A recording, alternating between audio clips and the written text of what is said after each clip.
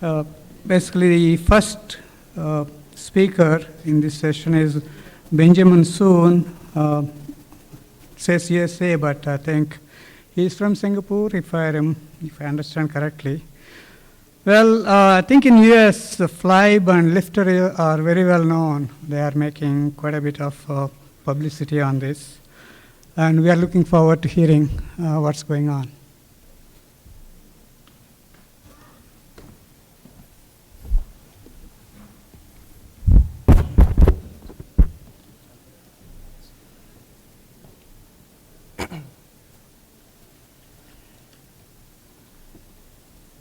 Right.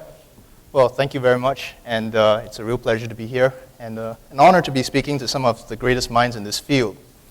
So today, I'm going to be talking about thorium, well, obviously, and I'm going to be talking a little bit about the development work that my company is doing, but more, I also wanted to take this little opportunity to have a little thought experiment with everyone here. How often have many of us sat down and just quietly thought about, but what would the ideal practical baseload nuclear reactor look like? The one that we're going to save the world with, if you don't mind the cliche. The one where it's going to be built all over the place and provide power to everybody, not just the specialist needs. What kind of characteristics would it have? What kind of design choices would we need to make to enable these characteristics? And is it even possible to achieve it? And do we need to make compromises? So that's a little bit about what I want to do. So before we begin, a little bit about my company, Flibe Energy. We are an advanced energy system development company based in the United States. And our mission is to provide the world with a source of energy that is safe, reliable, hyper-efficient, and produces zero carbon emissions. And we believe that we can achieve this through the development of the liquid fluoride thorium reactor, also called the LFTR. So I think we all agree energy is the master commodity. And an advanced society like ours is dependent on the availability of an affordable and reliable source of energy. I think the fundamental problem that we face has already been very well elucidated, as we've heard from so many brilliant speakers earlier today and yesterday. I really doubt I could do very much better than them, so I'm not going to reiterate. Now, we've heard many theories on how this problem could be solved, but if you examine the hard realities of economics and engineering, none are more compelling or attractive than nuclear energy. But we also have to acknowledge that the realities of public perception and polity are just as important when you consider the whole picture. There must be an acceptance among a society that is immensely paranoid about all things radiation. And this forces us to fundamentally examine the way we have been harnessing the power of the atom. Of course, this point has been quite aptly driven home by the public reaction to the events at Fukushima. Now, this is regardless of what we, as engineers or scientists, think of the actual situation. We sometimes like to think that we know better, but this is the reality that we face. Now, public perceptions aside, I think that scientists and engineers all share one driving passion, or at least I think we should share that driving passion, and that is we seek the elegant solution. And sadly speaking, traditional nuclear technology, for all the good that it has done, could hardly be considered the most elegant of solutions. The realities of the time and geopolitical realities of that time forced us down this path. But we need to re-examine what we've been doing and seek a new path if we are to, again, exclude the cliche, save the world. And we learn in school, you can't have an answer if you don't have a question. So what is the question? The question is, what is the problem of energy? Now, if you strip away all the extraneous arguments, you can boil the fundamental problem of energy that we face down to a single factor, and that is limited resources. Because competition and the potential for conflict only occurs when a resource is limited. And that's kind of why we're here today. I kind of lost it. We're here to talk about how to harness what could very well be the ultimate solution to the root problem of the energy conundrum. Because thorium, for all intents and purposes, represents a virtually inexhaustible source of energy. I don't think you need to be an economist to appreciate the significance of this statement. And because of this, it is my opinion that any effort, regardless of philosophy, regardless of technology, to develop thorium as a fuel is extremely admirable. But I think we also need to ask the question, why stop there? We already know that thorium, when implemented in a particular manner, in a particular type of machine, has the potential for far more than simple resource abundance.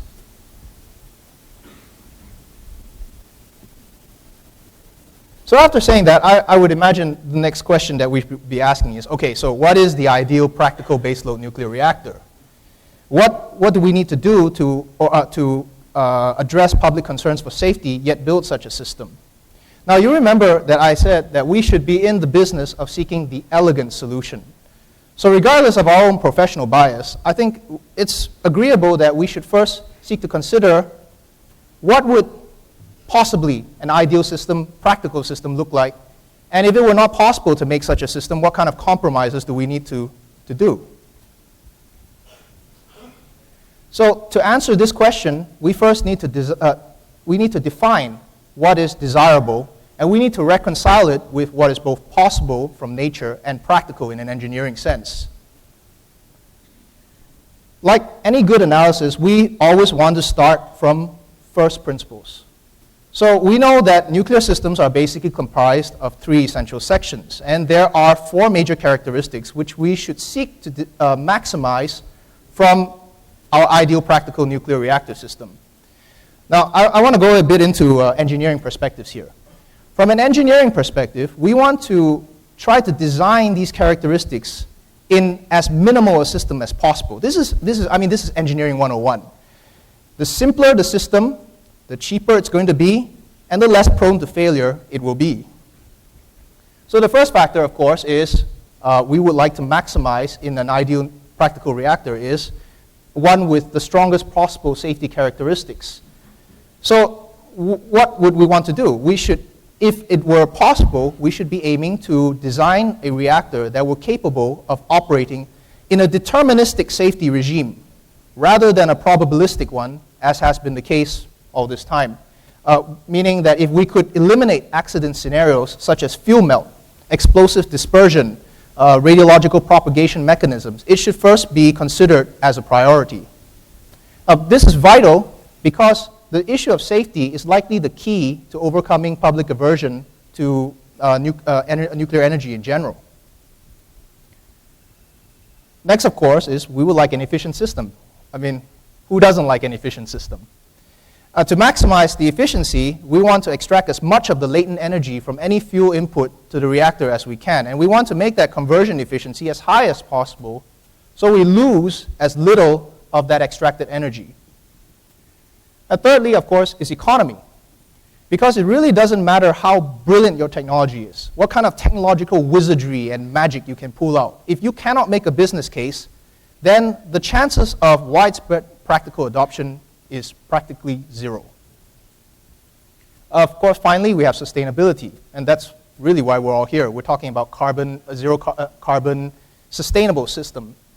And we want this to apply to the reactor's ecology in whole, in terms of its entire lifetime, from the supply chain, the mining, manufacturing, all the way to disposal. For this to happen, the first thing, we cannot continue to have fuel utilization rates of 0.5%. And we have to seek ways to absolutely minimize the production of nuclear waste, both in terms of volume and high-level waste such as plutonium output. Now, before I go on, I want to make a clear distinction here. Whenever possible, we want to make choices which lead to characteristics which are physically inherent to the reactor rather than those you have to engineer solutions for. Because we know that engineered solutions are vulnerable to failure, no matter how minuscule the chance. Statistical insignificance is still a non-zero probability if Fukushima has taught us anything. But an inherently passive characteristic is immune to failure because you have created a situation where there was no problem to overcome in the first place. So that aside, okay, I'll get back onto topic. if you consider the system commonalities, we find that there are 5 key design choices that could possibly help us to maximize the desirable characteristics, which I have just spoken about. Of course, first is what kind of fuel material do you want to use? And I suppose this being the International Thorium Energy Conference, that shouldn't really be in question. But I'm someone who believes that you really need to back up your statement. So thorium is the choice, among many other things, because of its vast abundance as an energy resource. But more than that, when implemented correctly, thorium actually has the potential to completely eliminate the production of plutonium from the waste stream.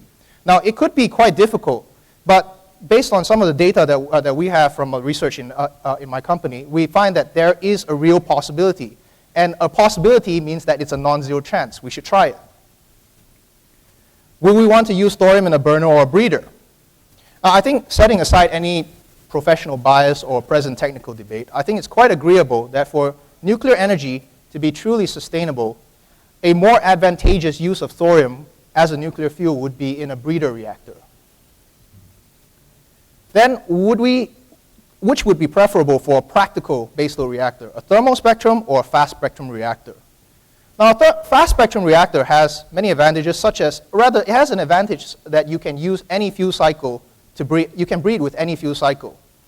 And of course, you could use it to perform specialist roles, such as the disposal of legacy spent fuel or very fast breeding of fissile material. But fast reactors have very, very complex control systems and require much higher fissile inventories to operate. Plus, when you talk about the much harder neutron spectrums in a fast reactor, this would very likely lead to greater core structural component degradation and potentially lower lifetimes. Whereas the thermal reactor, on the other hand, requires much less fissile inventory and is much, much easier to control. Plus, the presence of a moderator gives thermal reactors many inherent properties that lend towards stronger or better safety and control stability characteristics. The disadvantage, of course, is that you cannot breed with in the thermal spectrum with uranium fuels. But since we're not interested in uranium fuels, this is not an impediment to us. Hence, I would argue that if we were not trying to accomplish any specialized roles, that a thermal reactor is preferable in a practical reactor. Then we come to fuel form. Now, this is important because the fuel form determines the fuel's resistance to damage and its maximum possible efficiency. And it also has a critical role to play in many safety characteristics. But we could continue to use solid fuels. It's very well known. Obviously, that's its great advantage. But solid fuels will always require expensive and complex fabrication. And they inevitably become damaged in the neutron flux and buildup of neutron poisons in the reactor core. Plus, if you were talking about reprocessing solid fuels, I think it's quite evident that it probably would be a little bit more complicated and expensive. Whereas a liquid fuel, on the other hand, can be continuously reprocessed, or you could actually have various strategies of reprocessing it. And because they tend to be naturally self-homogenizing, they are impervious to the issue of fuel element damage over time. Now, the main advantage, which I think the most important advantage, is this: solid fuels are, and will always remain the primary safety vulnerability in nuclear reactors that use them. Now, disregarding statistical safety. Because they are immobile, it will always be necessary to engineer emergency systems to bring cooling to the fuel, regardless of whether these systems are passive or active. And we know that engineered systems have the chance of failure, no matter how minuscule. So what's left for us is to determine what are the consequences of those failure. That's what we call deterministic safety. We determine what the consequences are. Liquid fuel has a significant safety advantage in that they are mobile and can be moved from the core to an environment which maximizes the rejection of decay heat in lieu of complex, fail-vulnerable engineered systems. So I should say that if possible, we should seek to look at liquid fuels. Finally, the coolant type. Now, the coolant type determines the primary properties of the primary coolant determines the size and ease of manufacturing of the reactor's components. And they also play a very critical role in the overall safety of the reactor. Now, of course, we want the best, the cheapest, the fastest. So we want to look at which coolant would give us the greatest margin of safety and still be able to achieve high efficiencies.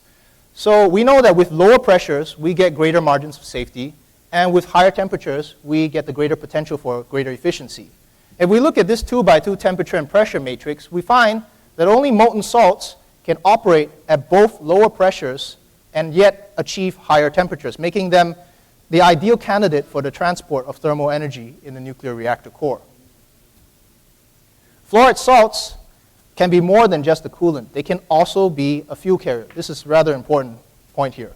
And they possess many desirable mechanical and chemical characteristics that make them very suitable for use in this aspect.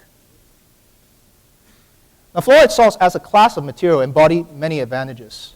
But most importantly, they are chemically compatible with the thorium fuel cycle and physically compatible for use as a liquid fuel medium. So perhaps this is what the ideal practical baseload nuclear reactor would look like. Important question. Is it possible to build such a reactor? And most fortuitously for us, that answer is yes.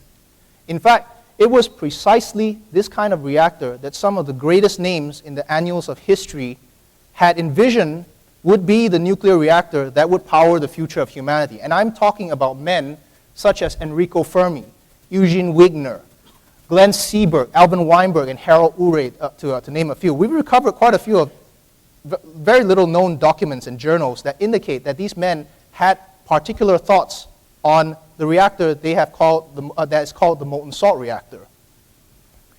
And we can see that from this historical timeline that there was a significant amount of work done on MSRs all the way up to the point it was canceled.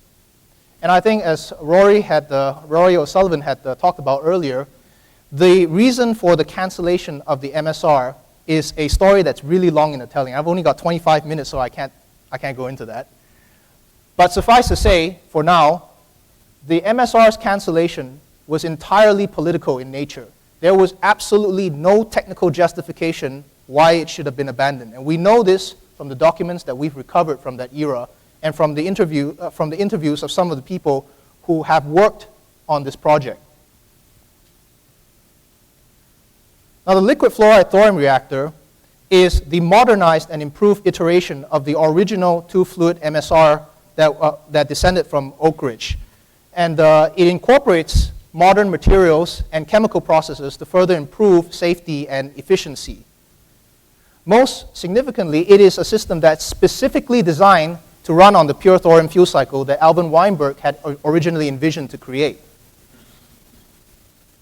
How a lifter works is by circulating a naturally self-homogenizing fuel coolant mix in the primary loop. When the fuel salt passes through a graphite-moderated reactor core, it enters a critical configuration and fission occurs, generating thermal energy that heats the salt. Once the fuel salt leaves the core, fission stops entirely and it transfers its thermal energy to a secondary coolant salt that transports the thermal energy out of the reactor boundary, sans any radioactivity. Then it gives up its thermal energy to the working fluid of a closed-cycle gas turbine. This whole system can be cooled by air, which means that it doesn't need to be located next to a body of salt water, any water. But significantly, if a lifter were located next to a body of salt water, there is a tremendous amount of waste thermal energy, very high-quality waste thermal energy that can be used to desalinate that water. This could be of tremendous value in regions where water is just as valuable as electricity. Another significant advantage, as I just mentioned earlier, is the lifter's ability to couple with a closed-cycle gas turbine. And this has the potential to not only lead to great increases in electrical generation efficiency, but also major reductions in size and capital costs, as you can see from this juxtaposition of the various turbines. And the 250 megawatt steam turbine is there for reference. We are currently pursuing the supercritical CO2 turbine, because if we're going for the grand prize, we might as well go for the biggest grand prize we can get. Now, just to give you a little bit of reference, the entirety of a supercritical CO2 turbine, all its turbo machinery, can fit on this table. We're also interested in small modular reactors with the goal of building reactor components in a factory environment and reducing site preparation time.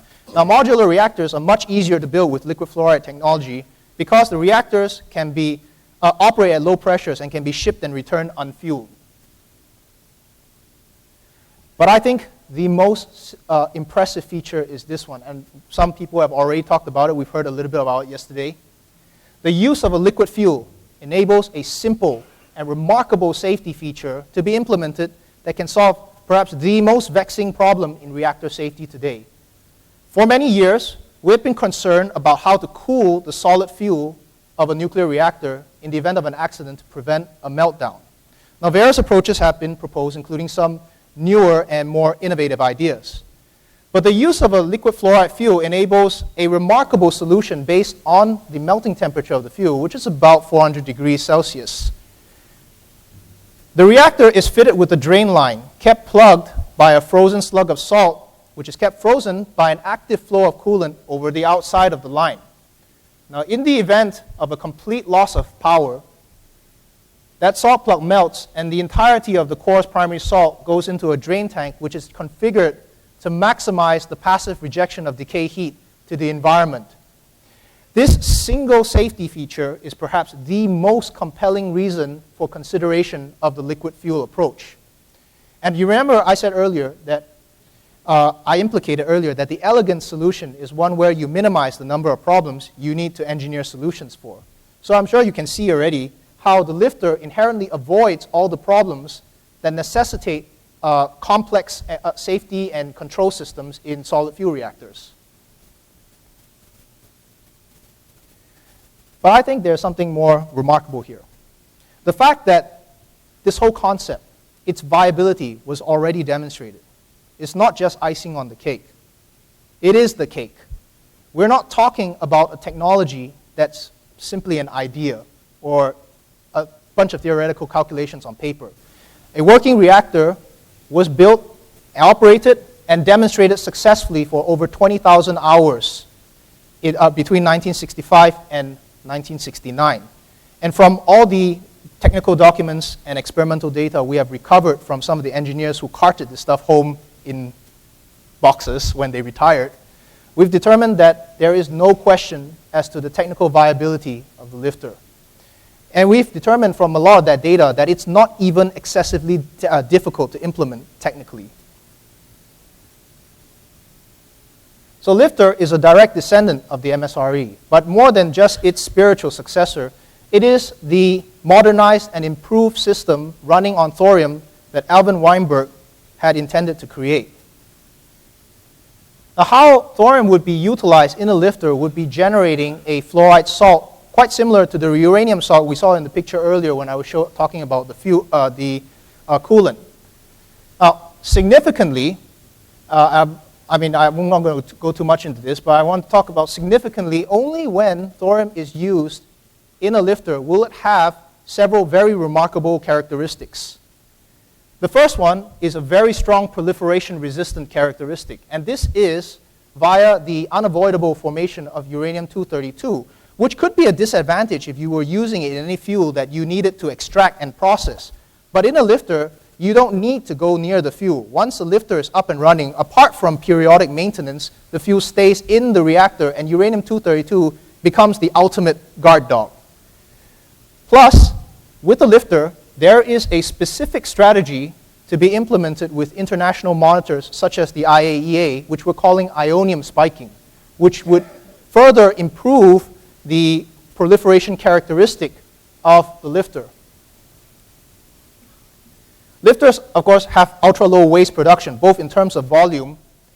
As you can see here, based on raw calculations, the maximum theoretical transuranic production in a lifter is 1.5%, and 1.5% of 0.7 tons for every 1 gigawatt.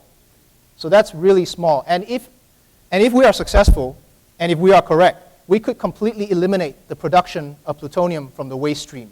You could have a waste stream that was free of any high-level waste. Or, sorry, not free of high-level waste, I mean free of plutonium.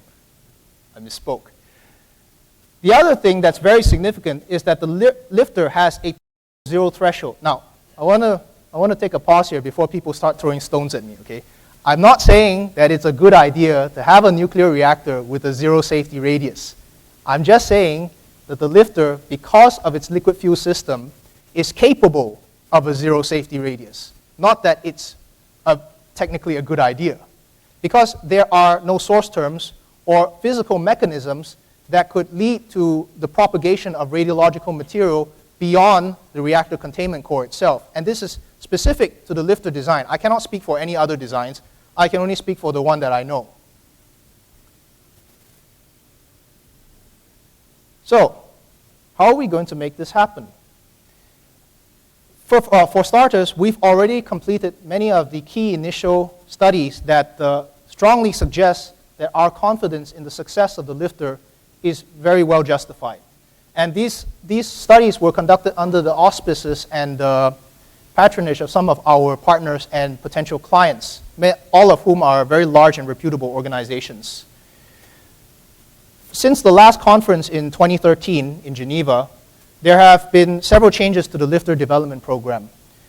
This is a direct result of the conclusion of the Phase 1 commercial feasibility study, which we have concluded earlier this year. And based on the results of that study, it was determined that the lifter development program is actually compatible with an entirely commercial development strategy. That means even if we don't get a dime of government money, it could be done fully commercially. And this is a strategy which we have been working on. This strategy is predicated off several highly unique characteristics of the lifter that, to my knowledge, is not available in any other reactor class or type at this moment. This is the current timeline that informs the development program. We are entering Phase 2, which would potentially see the first test and research validation unit deployed as early as 2019. The test site has already been identified. Our partners with the test site are currently in negotiations with us, and we are working on the necessary lead-in factors to initiate the project. This will be followed by a demonstrator reactor in the 100 megawatt thermal class, which could potentially see deployment as early as 2023. And if all goes according to plan and there were no regulatory hiccups, the first deployable, the first utility class lifter in the 250 to 1,000 megawatt class could potentially see deployability by 2027. This is the conceptual layout of a 250 megawatt Type A lifter with all the major components in view. As you can see, everything is designed around the modular construction concept. And this is the process block diagram for the 250A lifter and its design philosophy based on two fluids, modular single hot zone, supercritical CO2 PCS, air or water heat rejection system. The modular concept for the lifter includes both the chemical recycler unit and the off-gas systems. And this is the lifter integral core system as defined by Flibe. I think we are in exciting times. Very few people have been given the opportunity that we have been given to potentially affect the future of our society in such a profound way. The lifter concept presents a highly optimized method of utilizing thorium as a fuel. Based on the data we have and what we know, it might very well be the so-called elegant solution that we have long sought. And with that, I'd like to end with a quote, "Only those who dare greatly can ever achieve greatly." Thank you. Thank you.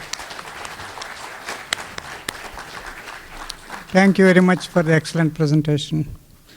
The presentation is open for discussion. Any questions?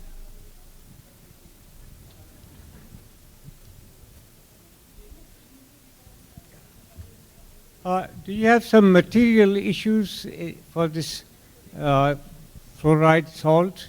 I mean, really, it's a corrosive salt, isn't it? It is very corrosive. Yeah. So what material is you going to use to contain it? We have been working very closely with Haynes International, the producer of Hastelloy N, but we are working with a newer version of Hastelloy, which I think I'm not really qualified to talk about, but is a variant of Hastelloy N.